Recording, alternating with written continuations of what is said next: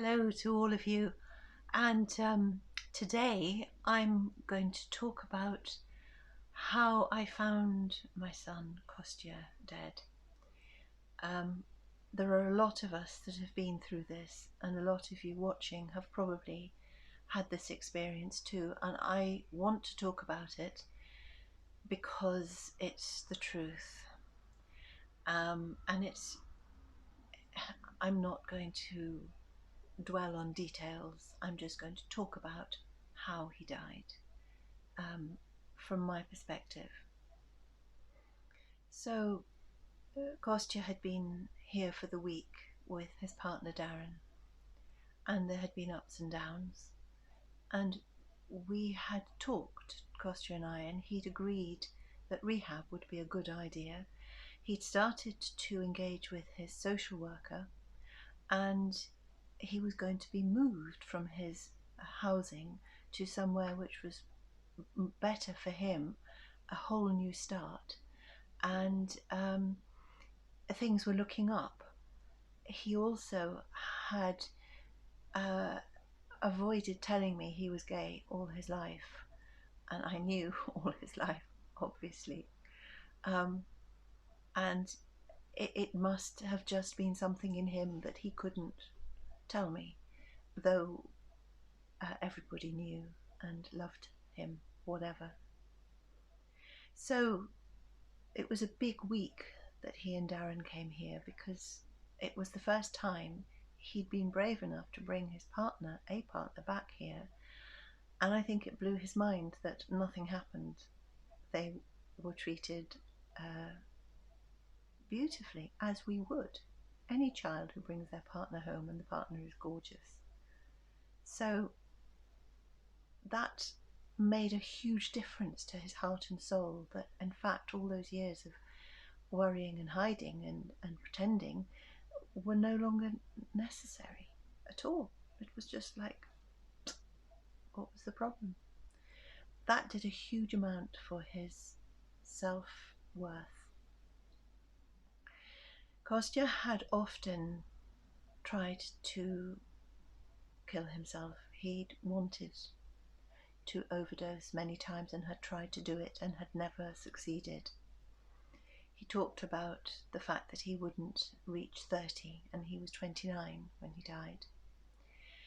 But the way things are, when Costya continued to talk about dying and continued to not engage with any help, except for the last few months when he did, and when every attempt at overdosing was reversed, I began to think, well, this is talk. It's attention seeking.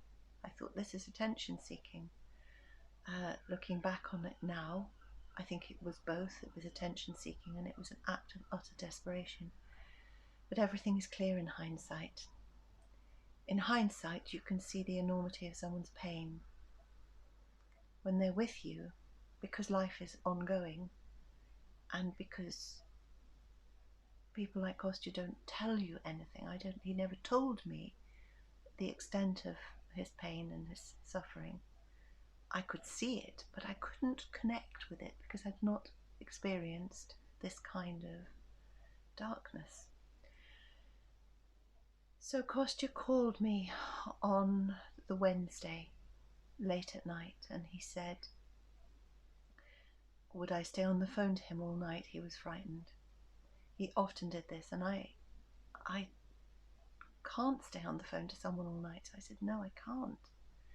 He had friends that would do that, and I assumed that he would stay on the phone to another friend all night. And I didn't quite understand why.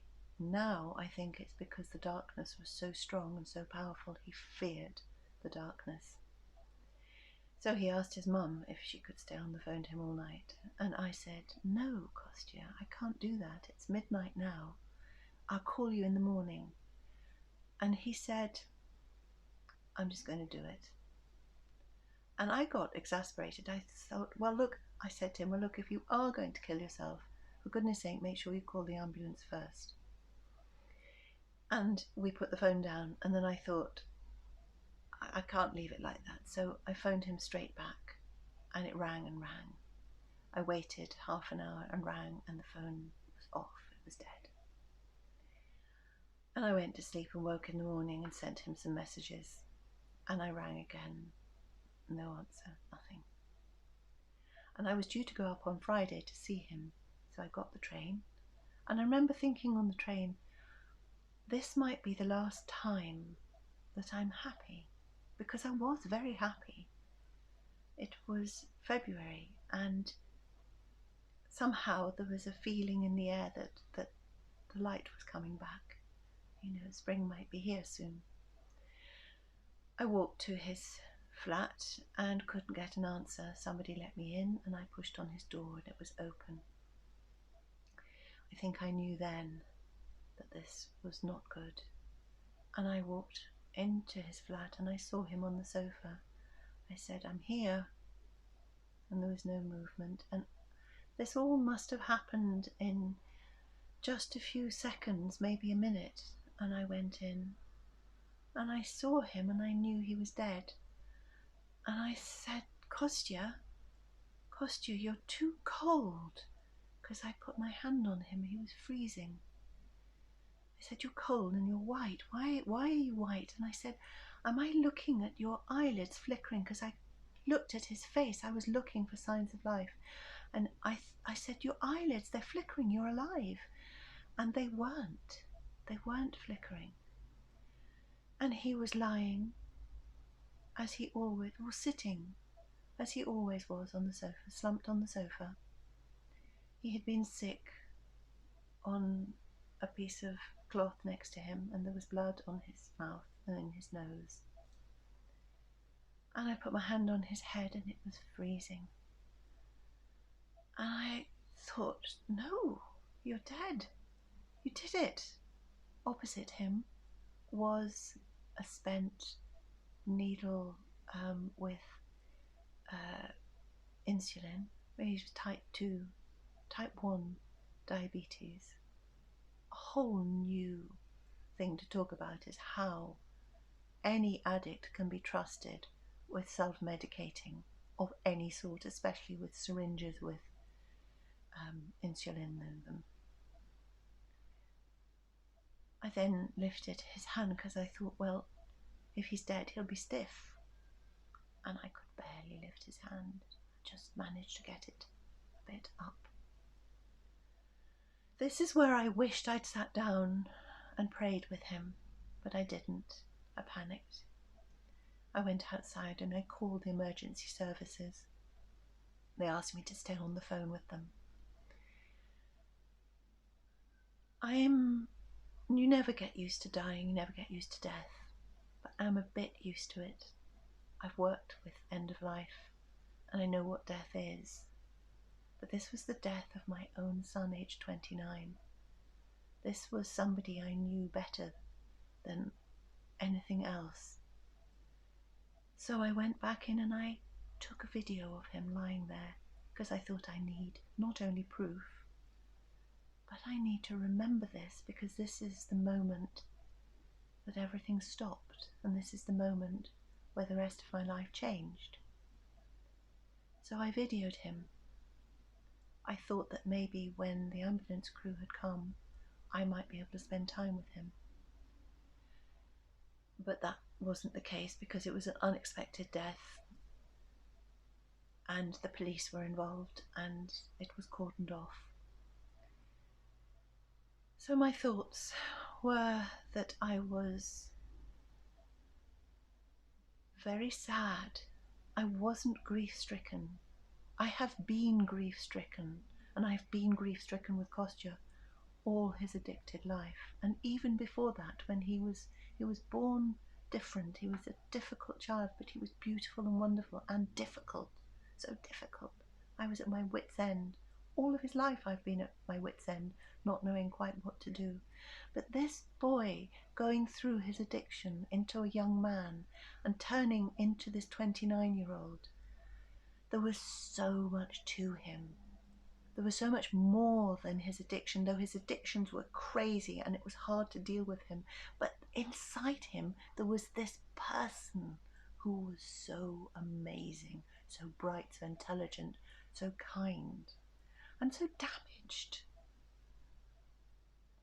So I sat for maybe 3 hours in the ambulance while everybody fiddled around and did their thing. And I sat silently and I didn't cry. I just thought, what am I feeling? I'm feeling that the pain is gone. I will never have to follow him screaming and shouting in the street and fitting through taking whatever it was he did. Crystal meths, methamphetamine, chems, drink, anything that was going, anything. I don't think he ever took heroin. He didn't need to. He had OxyContin prescribed to him for 8 years in enormous doses, and oxycodone, same thing, one fast release, one slow release. That was heroin enough for him. I thought in the ambulance, I don't have to do this anymore. I thought, if what I believe is true, and there is a good God with light and love, somehow he's been taken into that light and love. And whether he did kill himself with an insulin overdose, there was a three-quarter empty bottle of vodka next to him too, his vodka that he needed. I thought, there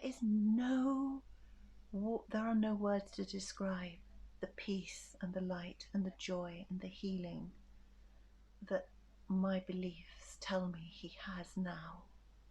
I could never have touched him with the healing he's receiving now.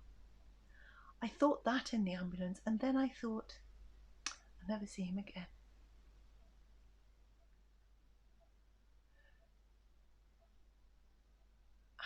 And we'll never speak again. But that's okay, because life is like this and death is like this.